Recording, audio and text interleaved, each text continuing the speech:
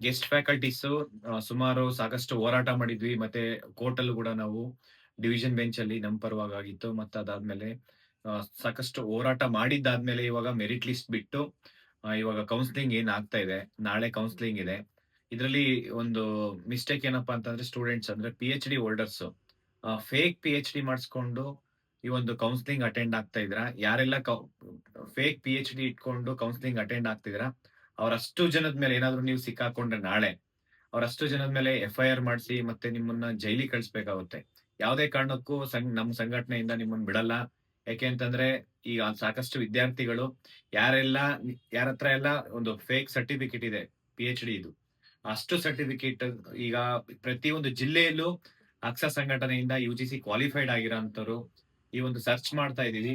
ಯಾರಾದ್ರೂ ಆ ರೀತಿ ಇತ್ತಂತಂದ್ರೆ ದಯವಿಟ್ಟು ನಾಳೆ ಕೌನ್ಸೆಲಿಂಗ್ ಅಟೆಂಡ್ ಆಗ್ಬೇಡಿ. ಇನ್ ಕೇಸ್ ನೀವೇನಾದ್ರೂ ಫೇಕ್ ಪಿಎಚ್‌ಡಿ ಇಟ್ಕೊಂಡು ಕೌನ್ಸೆಲಿಂಗ್ ಅಟೆಂಡ್ ಆದ್ರಿ ಅಂತ ಅನ್ಕೊಳ್ಳಿ, ಪಕ್ಕಾ ಮತ್ತೆ ನೀವು ಜೈಲ್‌ಗೆ ಹೋಗ್ಬೇಕಾಗುತ್ತೆ. ನೀವು ಜೈಲ್‌ಗೆ ಹೋಗ್ತೀರಾ, ಮತ್ತೆ ನೀವು ಇಲ್ಲ ಅತಿಥಿ ಉಪನ್ಯಾಸಕರು ಗೆಸ್ಟ್ ಲೆಕ್ಚರ್ ಆಗಿ ನೀವೇನು ಹೋಗ್ಬೇಕು ಅನ್ಕೊಂಡಿದೀರಾ, ಅದು ಕ್ವಾಲಿಟಿ ಎಜುಕೇಷನ್ ಸಿಗ್ಬೇಕು ಅನ್ನೋದು ನಮ್ಮ ಉದ್ದೇಶ ಇಟ್ಕೊಂಡು ಹೋರಾಟ ಮಾಡಿದ್ದು. ಎಲ್ಲಾ 430 ಫಸ್ಟ್ ಗ್ರೇಡ್ ಕಾಲೇಜ್ ಮಕ್ಕಳಿಗೆ ಸುಮಾರು 4 5 ಲಕ್ಷ ಜನ ಮಕ್ಕಳಿದ್ದಾರೆ. ಅವರಿಗೆ ಕ್ವಾಲಿಟಿ ಎಜುಕೇಷನ್ ಸಿಗ್ಬೇಕು ಅಂತ ಹೇಳ್ಬಿಟ್ಟು ನಾವು ಸಾಕಷ್ಟು ಹೋರಾಟ ಮಾಡಿ ಯುಜಿಸಿ ಕ್ವಾಲಿಫೈಡ್ ಆಗಿರೋರು ನೆಟ್, ಸ್ಲೆಟ್ ಮತ್ತೆ ಪಿಎಚ್‌ಡಿ ಹೋಲ್ಡರ್ಸ್‌ಗೆ ಈ ಒಂದು ಅತಿಥಿ ಉಪನ್ಯಾಸಕರು ಗೆಸ್ಟ್ ಲೆಕ್ಚರರ್ ಆಗಿ ತಗೊಂಬೇಕು ಅಂತ ಹೇಳ್ಬಿಟ್ಟು ಹೋರಾಟ ಮಾಡಿರೋದು. ಯಾವುದೇ ಕಾರಣಕ್ಕೂ ಯಾರು ಬಿಟ್ರುನು ನಾವು ಬಿಡಲ್ಲ.